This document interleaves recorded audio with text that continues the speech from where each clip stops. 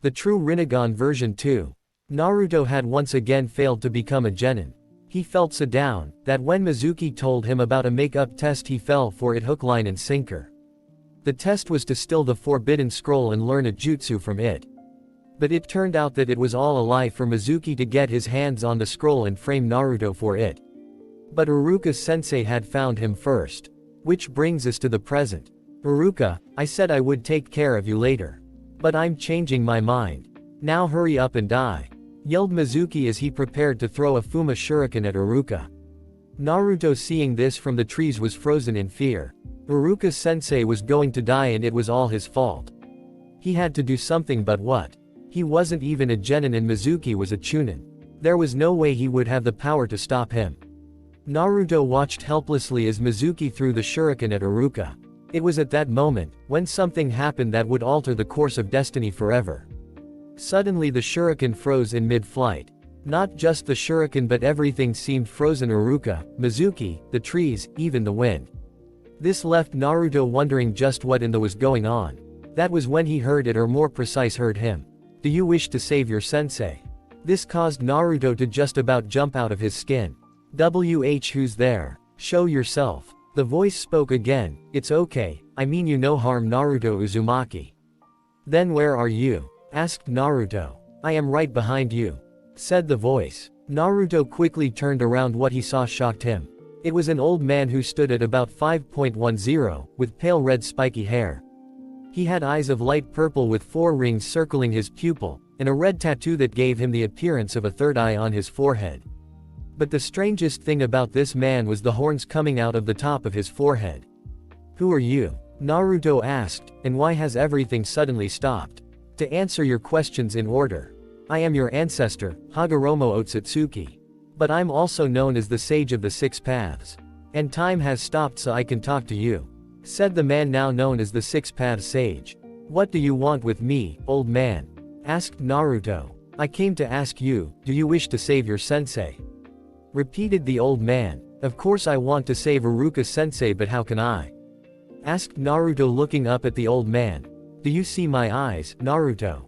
Naruto nodded. They are called the Rinnegan. Almost all bloodline come from these eyes.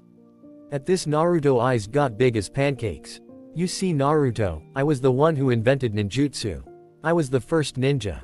I am willing to give you my power if you in return promise me something. What do I have to promise you, old man?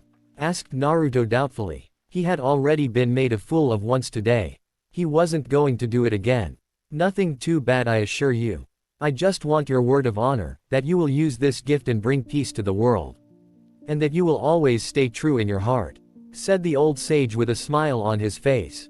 Power corrupts, and absolute power corrupts absolutely. Is that all? Naruto thought. You have my word, old man. If there is a way to bring peace to this world, I will find it. And I will always be true to myself no matter what, believe it. At this the sage burst out laughing. After a minuet he said, okay, now there are a few things you should know. First, when time starts up again you will not be in full control of yourself. Your eyes will act on their own accord to save your sensei. Secondly, after you go home tonight, your eyes will teleport you to my temple, where you will train in the use of your eyes. While you are there, time out here will stop. Kind of like it is now. Are you ready, Naruto? Yes, said Naruto. Alright, close your eyes, Naruto. Naruto did as he told and closed his eyes. Back to the present. Now hurry up and die, yelled Mizuki as he prepared to throw a Fuma Shuriken at Iruka. At that moment a few things happened all at once. The first was that Naruto jumped in front of Iruka, facing Mizuki. The second was that 2 shadow clones grabbed Mizuki from behind, keeping him in place. The third and final thing was Naruto saying 2 words. Shinra Tensai. The start of something new V2. And now the continuation. The shuriken that was heading to end Iruka's life was now on a crash course with Mizuki's neck. Mizuki's last thought was, how did, before his head was no longer attached. Meanwhile, Iruka was too stunned to say anything. He had never seen a jutsu like that. And to top it all off, Naruto had also used an A-rank clone jutsu. It was after that last thought that Naruto fell to his knees, unknowingly cancelling out the Rinnegan.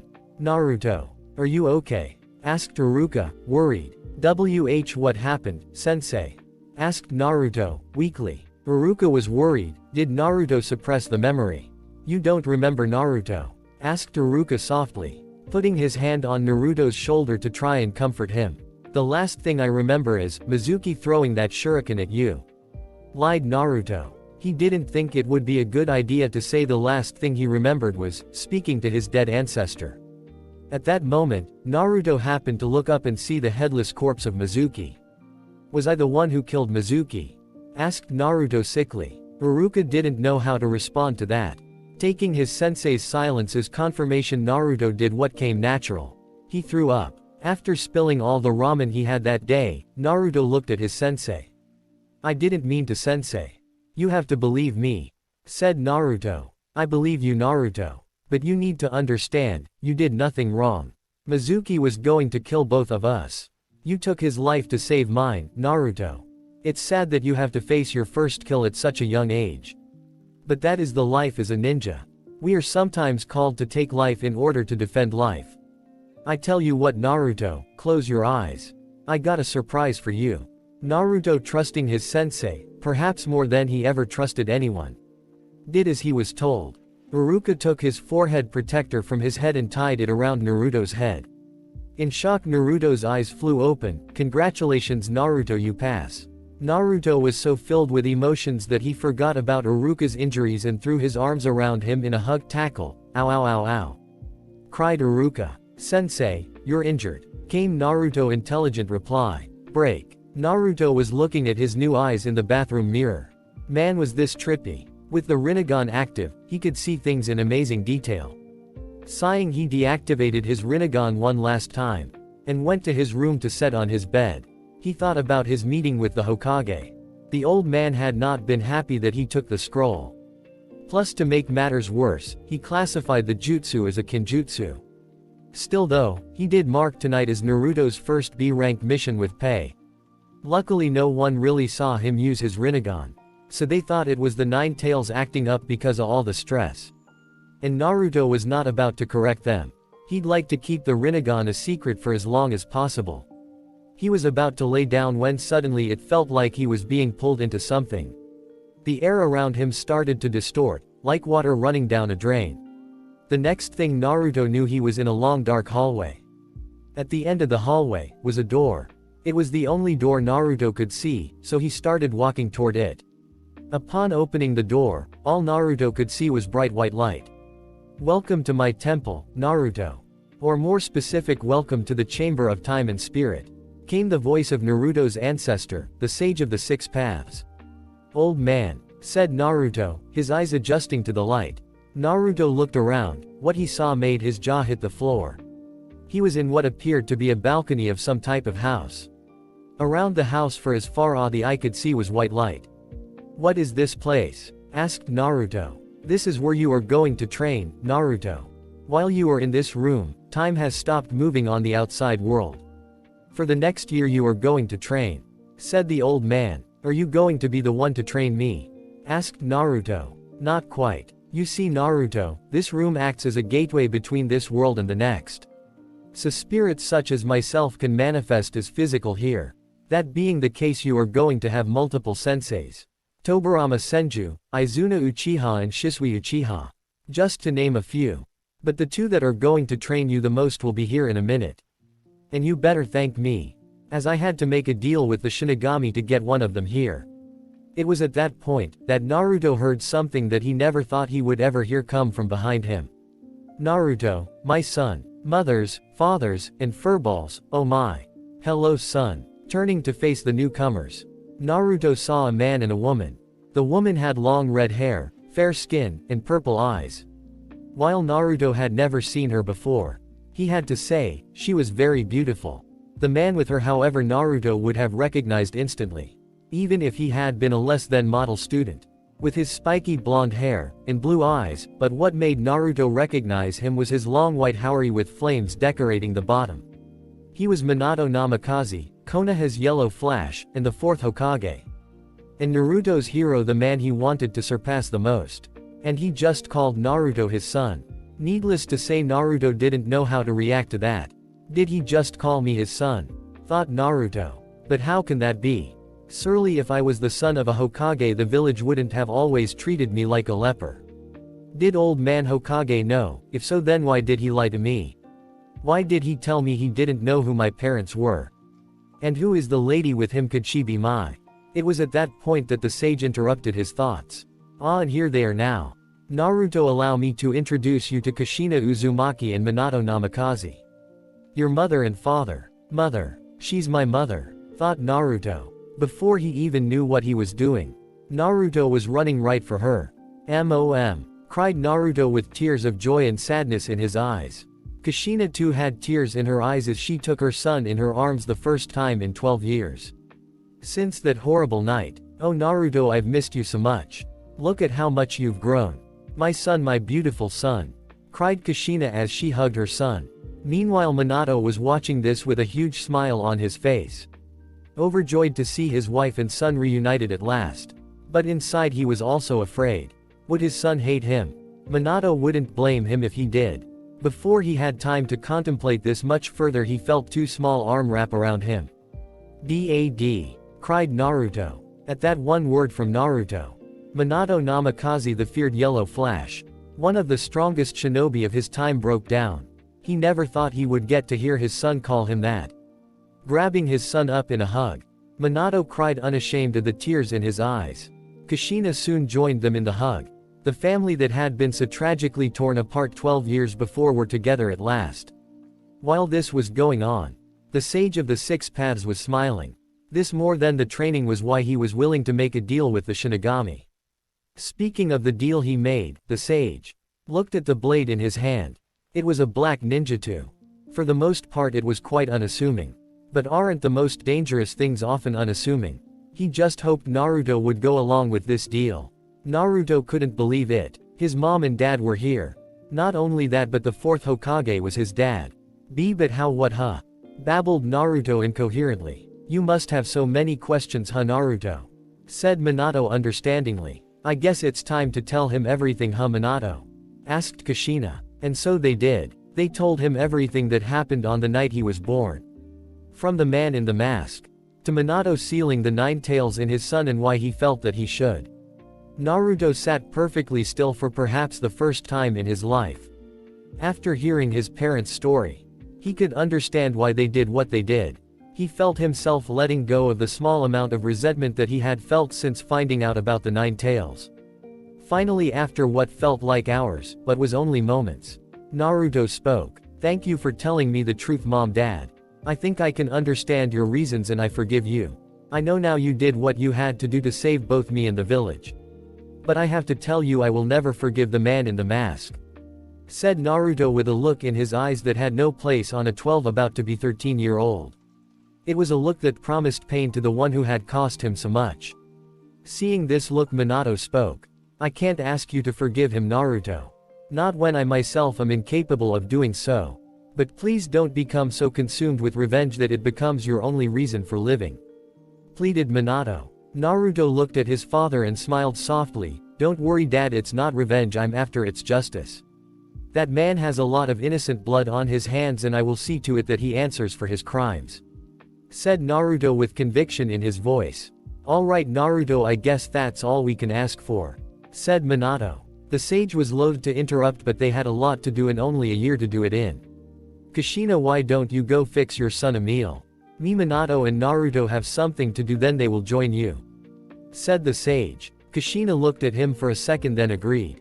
She really didn't want to be away from her son right now, but knew whatever this was, it must be important. Hugging Naruto and giving Minato a kiss, she made her way into the house to cook a meal for her family. A thought that put a smile back on her face. Minato and Naruto faced the sage, wondering what it was they had to do. What's the deal, old man? Asked Naruto in his normal brash manner. I must admit I am most curious too, honorable sage. Answered Minato with more respect than that of his son. The sage sighed. Well, as I said, I was forced to make a deal with the Shinigami for him to release you, Minato. Naruto, do you see this ninjutsu? Asked the sage. Naruto looked at the sword and nodded. What's so special about it, old man? Asked Naruto. Its name is Zanpakuto, or soul cutter. Its main ability is it can cut the soul of a person without harming the flesh. That's one of its abilities. We'll talk about the others later, but anyone killed with this sword will be sealed into the Shinigami the same as your dad was. That's the deal. You use this sword to kill the evil of this world and send them to the Shinigami," said the sage. Naruto gave it some thought. While he did not like the thought of taking lives, he knew it was a part of being a shinobi. And on the other hand, the sage did say the evil of the world, so he wouldn't be killing any innocents. "Okay old man, I'll do it as long as they are evil." "I'll do it," said Naruto. The sage sighed in relief. If he had refused, the sage would have been the one in the Shinigami's belly. Okay, on to the next and last matter of the day. It's time we three visit an old friend of mine. "Minato, take my hand, and Naruto, lift up your shirt," said the old sage. Naruto wasn't sure about the lift up the shirt part, but did as he was told. That old man had better not be a pervert, thought Naruto with a frown. While holding on to Minato with one, the sage put his other on Naruto's seal. Naruto and Minato awoke in a sewer-like room. "Where are we?" asked Naruto. Before the sage could answer, they heard a loud roar. "Namikaze, come here so I can kill you." Minato's sweat dropped and mumbled, "Oh great, just who I wanted to see." Naruto meanwhile had gone white.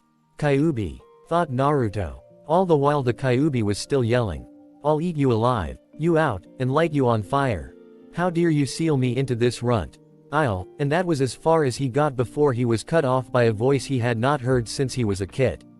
"Kurama," hollered the sage. The Kyuubi, or Kurama as we now know him, was speechless. It couldn't be, the old man was dead. But it was him. Kurama would know that voice anywhere. After all, the sage was the closest thing to a father any of the 9 had. "Oh old man, how?" stuttered the Kyuubi. "It's okay Kurama, I'm really here, for a short time at least," answered the sage. "But how?" asked Kurama. "The powers that be thought your host could use some help," said the sage wisely. "Listen Kurama, I don't have much time, I need you to help this boy. Do you remember the last words I spoke to you?" Kurama nodded. "I was referring to Naruto. It is very important that you help him, and in return you will get back what was taken from you when you were sealed in him," said the sage. "You mean, yes, you will have your yin chakra returned to you," said the sage. "Do you really believe he is the one?" asked Kurama. "Yes I do," said the sage confidently. Kurama stared at Naruto with an intense look in his eyes. Most normal men would have run from that look. But Naruto was never normal. He returned Kyuubi's look with one of his own. This made Kurama laugh. "Ha ha ha ha. Well, he has guts, I'll give him that. Alright, I'll do as you ask old man, come here runt." Naruto, swallowing his fear, walked to the sealed doors. Kurama stuck his fist out. Naruto bumped his fist with Kurama's. "Alright kid, from this point on we're partners," said Kurama. "Partners," agreed Naruto with a smile. "Good. Now give me back my chakra," yelled Kurama. The sage and Minato face-palmed. Kurama would never change. "Okay Minato, I need to see your seal," said the sage. Minato did as he was told and showed the old man his seal. The sage put his hand on it and the seal started to vanish. Suddenly Minato was encased in red chakra, that jumped from him to Kurama. After it was complete, Naruto was stunned. If he had thought Kyuubi was big before, he was the size of the Hokage monument now. "That felt good," said Kurama with a fox grin. "Speak for yourself," answered Minato on his knees and panting. "Well, we better get back before Kushina get upset," said the sage, causing Minato to go white in the face. Having been on the receiving end of the Uzumaki temper more than once. Seeing the look on Minato's face, Kurama burst out laughing. The last thing the father, son and sage heard was BWHAHAHAHAHAHAHAHAHAHAHAHA. Sucks to be you. A month gone by. It has been a month since the meeting with Kurama. It has also been both the happiest and the most exhausting month of Naruto's young life. It was happy, because for the first time in his life he got to experience some of what kids with parents got to experience. On the downside of that, he finally understood what Kiba and Shikamaru meant when they said mothers were scary. He found that out first hand, the first morning of training. He had just gotten dressed and was heading for the door to start his day, when his mother stopped him. She had made breakfast for him and his dad. Sadly, as is often the case with Naruto, his mouth had jumped ahead of his brain.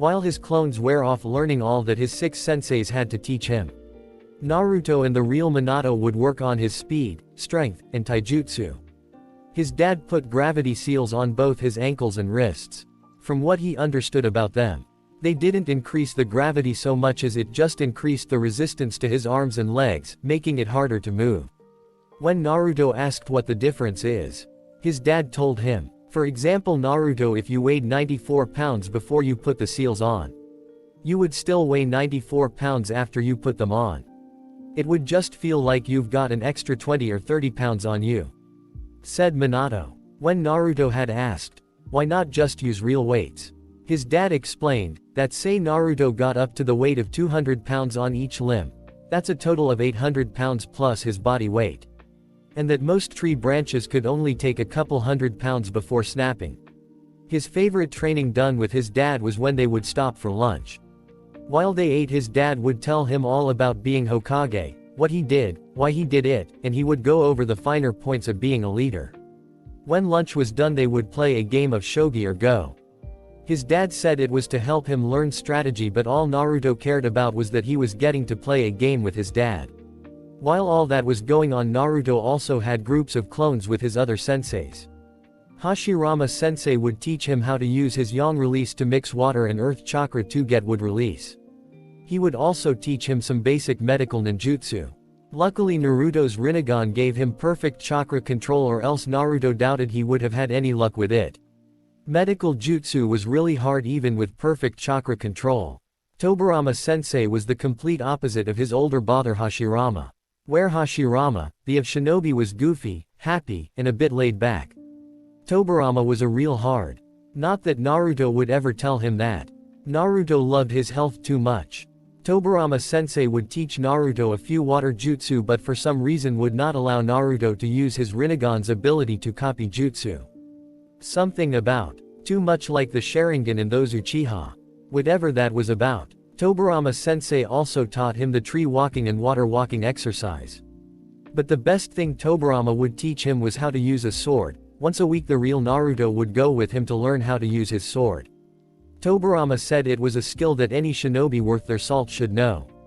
Between his Uchiha senseis, Naruto liked Shisui the most. Shisui, he learned, was a die-hard leaf shinobi. He was quiet and reserved but also kind. It was through talking to Shisui that he found out what really happened to the Uchiha clan.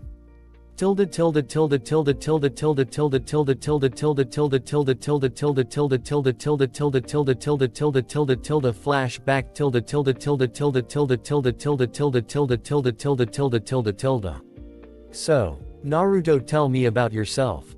Do you have any friends back in Konoha? Asked Shisui in his usual soft and calm voice.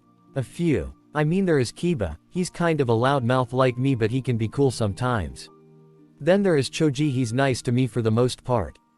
But that's just him, he's nice to anyone as long as you don't call him fat.